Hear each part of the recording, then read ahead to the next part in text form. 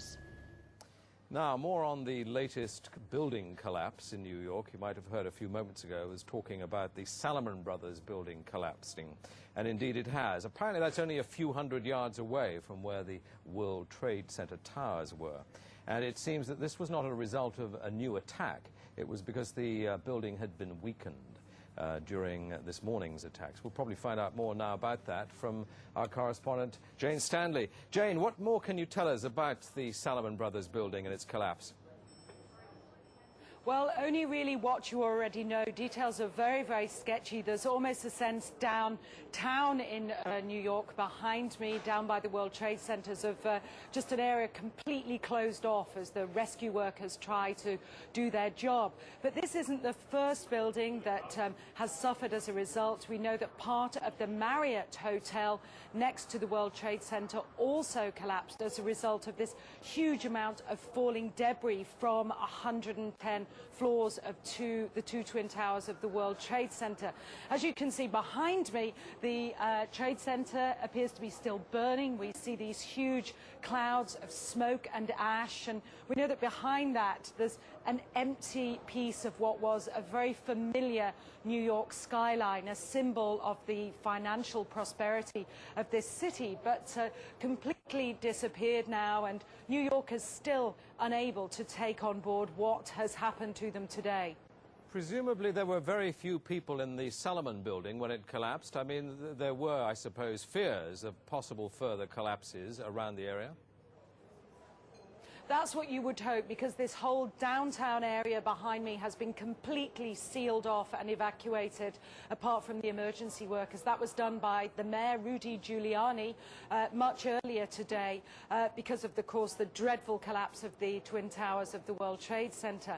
But New York, very much a city still in chaos. The phones are not working properly, the subway lines are not working properly, and we know that down there near the World Trade Center there are 3 schools that are being turned into triage centers for emergency treatment. And I know that over in New York Harbor, where the famous Statue of Liberty is, there's a field hospital where 1,500 people are being treated, and we have heard, though it's unconfirmed as yet, that 100 New York City police officers have been taken there as well for treatment, but we do need to confirm those figures for the officers. It's now, what, some 8 hours since the attacks. Is there any estimate yet available of the number of casualties in the World Trade Center? I think we can only go at this point with the words expressed by the mayor of New York, Rudy Giuliani, that it's too frightening to think how many there could be. We know that it's about almost 300 people on the airliners that were used in these attacks. But you've got to remember, this was 9 o'clock in the morning on a Tuesday morning. It's busy in downtown Manhattan, in the financial district then. The World Trade Center itself has 50,000 workers. There are tens of thousands of tourists who go up there every day. The figures are almost too frightening to contemplate. You can understand why nobody yet wants to put a figure on them. Listening to the mayor, Rudy Giuliani, a bit earlier, one of his messages was, business as usual. We won't let this get us down.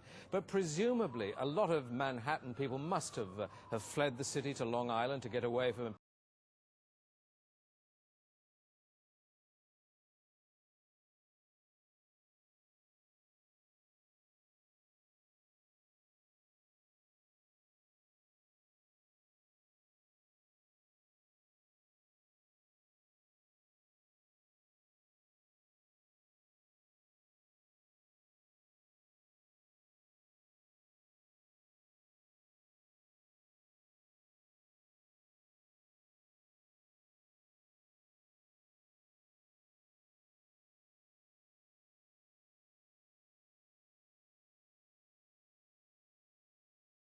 You have to remember, even now, I don't think people can it can sink in to people what's happened.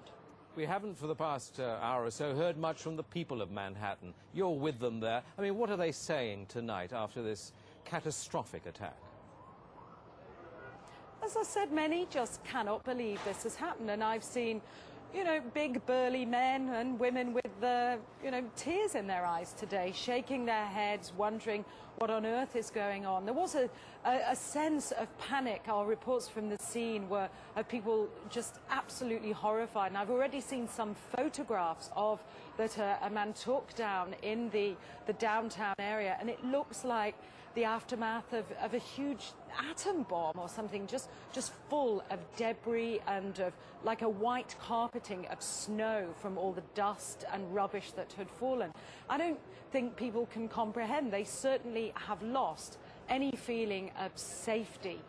There's still a great pride in the city. People are determined to fight back, but a great sense of shock and loss. People keep looking at the sky, for example, where you can see the plume of smoke, and say, when that's gone, it won't be there anymore. Our Twin Towers won't be there. Such a symbol of New York.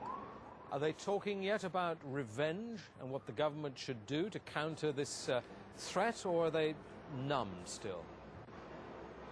I think people are still numb, and I don't think people are talking about revenge in that way at all yet. I think people are still too traumatized. We don't know how many people have been killed. We can't even put a figure. I think when you talk to people on they daren't even say how many people might have been killed and injured. And I think that feeling, until the idea of the devastation, people don't really know what to say or what to think. I think they feel the bubble of their security as being in America has definitely been popped. This city and this country will not be the same. But they don't really know where to turn. That's the very sad thing. I think there's going to be a lot of very, very traumatized people that has hit them very, very hard. Jane, I think many of us, when we heard the news, perhaps on the radio earlier today, were completely flabbergasted by it and just couldn't comprehend it. I mean, it almost sounded too far-fetched. I was wondering what it's felt like for you being in Manhattan. Well, unfortunately, I think we've lost the line with Jane Standley in Manhattan. Perhaps we can rejoin her and follow that up later. Across America, citizens are trying to come to grips with the enormity of what has happened.